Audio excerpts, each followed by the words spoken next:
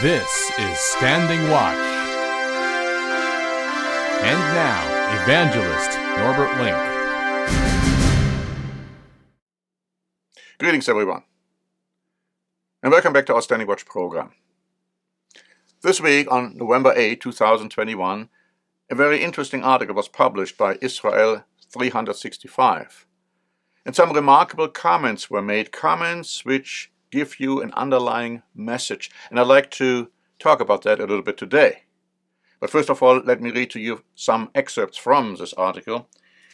It begins by saying the Sanhedrin is moving forward to prepare enough special oil to anoint the Messiah from the house of David, who, when he returns, will rule over Israel in the Messianic era. And then the article goes on to say that Rabbi Hillel Weiss, the spokesman for the Sanhedrin, emphasized that a high priest and that temple utensils will be anointed when the temple service begins, which does not need an actual temple structure, only an altar. We are now entering the time when the preparations for the temple are almost complete, Rabbi Weiss said. Now is the time for people to act, to show whether they will be part of the temple or stand against the reappearance of God's house in Jerusalem. Now, what's so important regarding the announcement of preparing special oil to anoint the Messiah with it when he comes? First of all, let's talk about the temple, the third temple. Because a physical temple will exist when Jesus Christ returns. Jews will build it on the Temple Mount.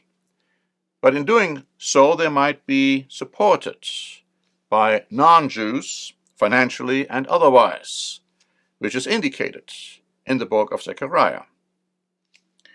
Christ warned that the abomination of desolation, which the prophet Daniel spoke about, would stand in the holy place, the temple, where it ought not. This is an end-time prophecy. A forerunner was, of course, Antiochus Epiphanes, who invaded Jerusalem with his armies, suppressed daily sacrifices, offered pig's blood on the altar, and erected a pagan statue in the temple. In the end time, something similar will happen. Conquering armies will invade Jerusalem. They will suppress daily sacrifices because the Jews will have begun by that time to again bring animal sacrifices. They will occupy and they will pollute the existing temple. And the abomination of desolation will be standing there where it ought not. You see, in the book of Revelation, reference is made to an image or a statue that speaks and which will deceive the nations.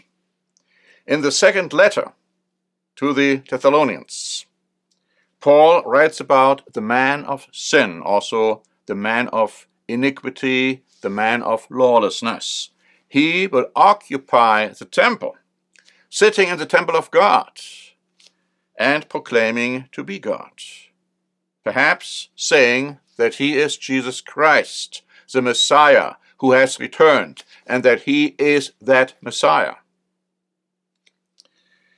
Christ said, when they tell you that the Son of Man is in the inner rooms, don't believe it. Inner rooms. It's a reference to the sanctuary, including the most sacred chamber of the Holy of Holies in the temple. Christ said they will tell you, I am there, but don't believe it, because I won't be there at that time. That is why the temple, which had been polluted, will have to be cleansed and purified after Christ has returned, and that is clearly described in the last several chapters in the book of Ezekiel. At the time of Antiochus Epiphanes, many Jews supported him. It says in the book of Daniel that they were corrupted or polluted to do wickedly against the covenant. You read that in the 11th chapter of the book of Daniel. And something similar will happen in the end time. The temple will be polluted through idolatry, and prominent leaders from the houses of Israel and Judah will participate in these abominations.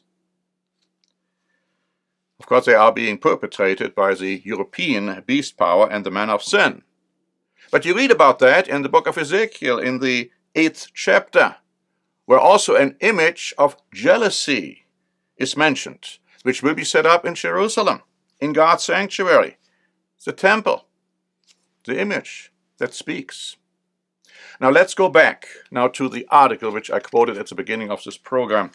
And why is it so important to understand what's being said here? Because Rabbi Weiss announced, as you will recall, that special oil is being prepared for the anointing of the returning Messiah. Of course, when the real and true Messiah, Jesus Christ, returns, he is not going to be anointed by human beings. But professing Christians, Jews, do not know anything about the real Messiah, Jesus Christ. A false Messiah, sitting in the temple of God, proclaiming to be God, might very well be anointed with special oil. He will be anointed by deceived Jews and deceived professing Christians who will support him, perhaps in a way which is unparalleled in the history of humankind. That confusion, that deception will tell you why it says the whole world will follow the beast and the false prophet. My friends, if you want to know more about these critical developments, insofar as biblical prophecy is concerned, we have prepared 3 booklets which go into these issues in depth. One is the book of Zechariah. The other one is called The Fall and Rise of the Jewish People. And thirdly, are Jews and Christians at odds with Jesus Christ? And if they are, why? So thank you very much for listening. This is Norbert Link for the Standing Watch program.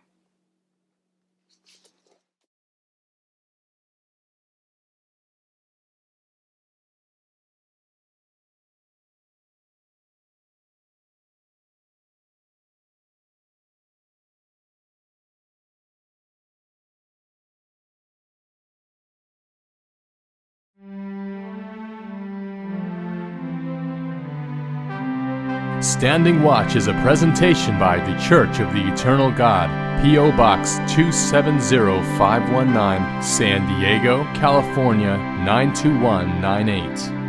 More information is also available at our website, eternalgod.org.